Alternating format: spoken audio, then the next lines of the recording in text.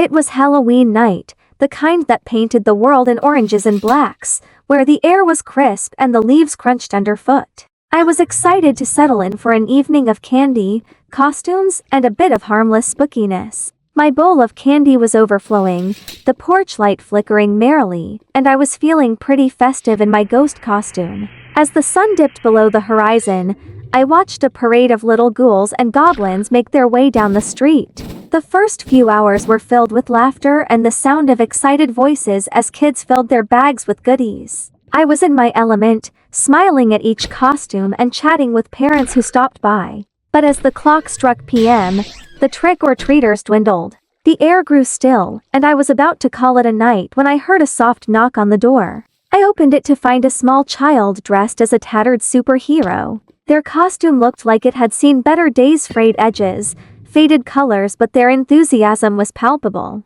Trick or treat, they chimed, holding out their candy bag. I couldn't help but chuckle and dropped a handful of candy into their bag. But before I could close the door, the child looked up at me, their wide eyes serious and intense. "You need to come with me.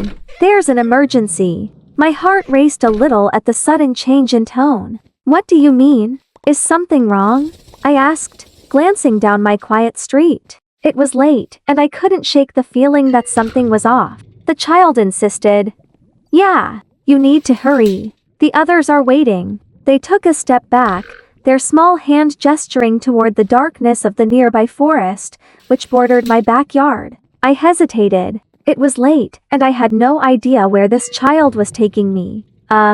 Where are we going?"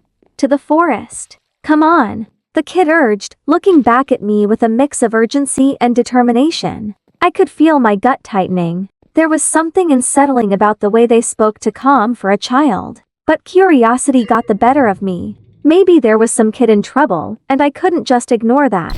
"All right, lead the way," I said, trying to sound braver than I felt as I stepped outside. As we ventured further away from the porch light, I realized how dark it was. The trees loomed overhead, their branches like skeletal fingers reaching for the night sky. "Are we almost there?" I asked, glancing around at the ominous shapes in the dark. "Just a little further," the child replied, their tone now strangely cheerful. I couldn't shake the feeling that something was very wrong. "What's this emergency anyway? We need you to help us," they exclaimed, their voice echoing in the stillness. Panic began to rise in my chest, but I pushed it down, thinking I was just being paranoid. I kept following, albeit reluctantly, as the kid led me deeper into the woods. The air was thick with the smell of damp earth and decaying leaves, and the only sounds were the crunch of twigs beneath my feet and the occasional rustle in the bushes. Finally, we reached a small clearing, illuminated by the moonlight filtering through the trees. My heart sank as I saw what looked like a gathering of children standing in a circle. They were all in costumes, just like the one my little guide wore, but they stood completely still, faces blank and eerie. "Where is everyone?" I asked, the lump in my throat growing larger. "What's going on here?" The child turned to me, a strange smile spreading across their face, but it didn't reach their eyes. "This is where we play. You'll join us soon." A chill swept through me, and suddenly I felt very small and very alone. "What do you mean? This isn't funny," I said, starting to back away, but the ground beneath me felt oddly unsteady. "Don't be scared," the kid said, stepping closer. "We've been waiting for you." That's when I noticed the other children slowly turning toward me. Their expressions shifted from blankness to something more sinister, eyes glinting in the darkness, smiles widening into unsettling grins. "Wait a minute," I muttered, backing away faster now, but the shadows seemed to close in around me. "What's happening?" Before I could process what was going on, the child lunged forward and grabbed my wrist. "You should have come sooner. We need more for the game." I yanked my arm back, adrenaline kicking in. "No, let me go," I screamed, but my voice was swallowed by the thick air, and the other children began to close in, chanting in a low murmur. "Join us! Join us!" Heart pounding, I turned to run, but as I did, I tripped over a root and fell to the ground. The world around me tilted, and I could feel the cold hands of the children gripping my arms, pulling me back toward the circle. "No!"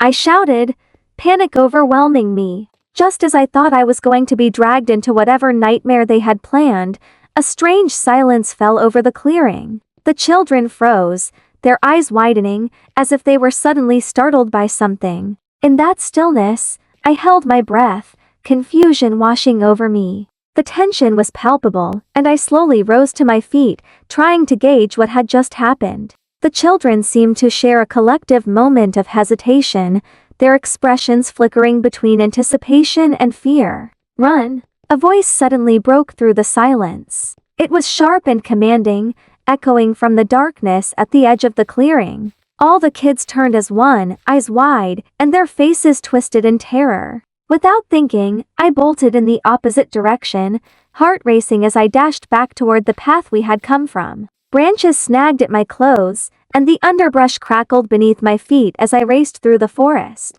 I didn't dare look back, I just knew I had to get away from whatever was in that clearing. Panic surged through me, and I could feel the weight of unseen eyes watching from the shadows. As I broke through the trees, I stumbled onto the familiar trail leading back to my house. I kept running, lungs burning and legs screaming, until I reached my front porch. I flung myself inside and slammed the door shut, locking it behind me with shaking hands. I leaned against the door, breathless, and listened. The night was still. No sounds of laughter or the rustle of leaves, only my heartbeat thundering in my ears. I peered through the window, but the darkness held no signs of the children or the strange entity that had called them. After a few minutes of silence, I began to feel a false sense of safety. I sank onto the couch, trying to process what had just happened. Maybe it was just a group of kids playing a prank, but their eyes had looked so hungry, so desperate. Something wasn't right. A sudden knock on the front door jolted me upright. My heart dropped. The voice that followed was soft, almost melodic.